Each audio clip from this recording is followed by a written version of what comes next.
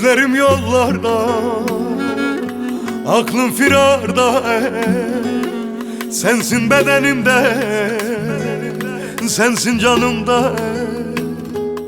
Deli fırtınalar eser başımda. Senin yokluğuna alışamadım. Yastığım taş oldu, yorganım çamur. Gözlerimde yaşlar sağanak yağmur. Hasret elinden kalmışım mağdur. Senin yokluğuna alışamadım. Hasret elinden kalmışım mağdur. Senin yokluğuna alışamadım. Alışamadım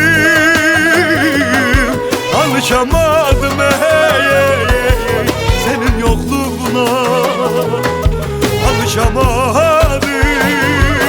Hasretin ölüm oldu bana, yokluğun kefen canıma. Senin yokluğuna alışamadım. Alışamadım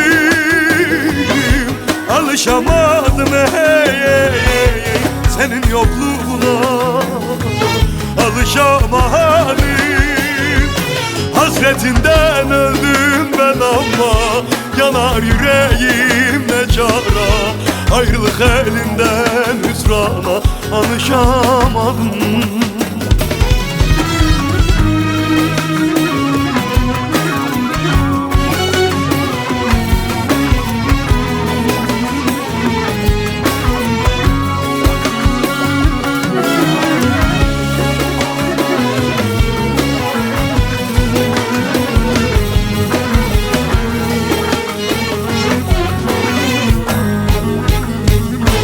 Meskenim yalnızlık, hasret mekanım.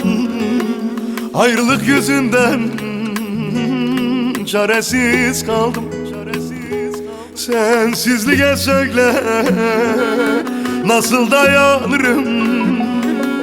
Senin yokluğuna alışamadım.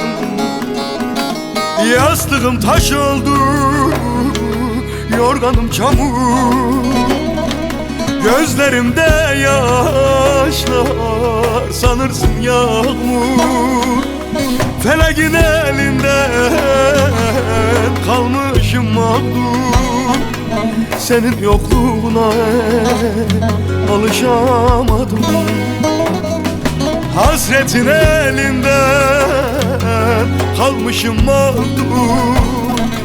Senin yokluğuna alışamadım. Alışamadım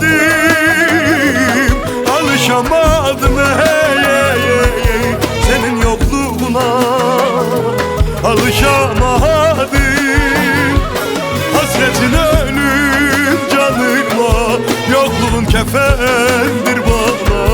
Senin yokluğuna alışamadım. Alışamadım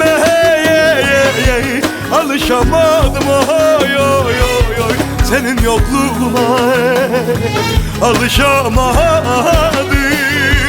Hasretinden öldüm ben ama yanar yüreğim ne cara. Ayrılık elinden hüsrana alışamadım.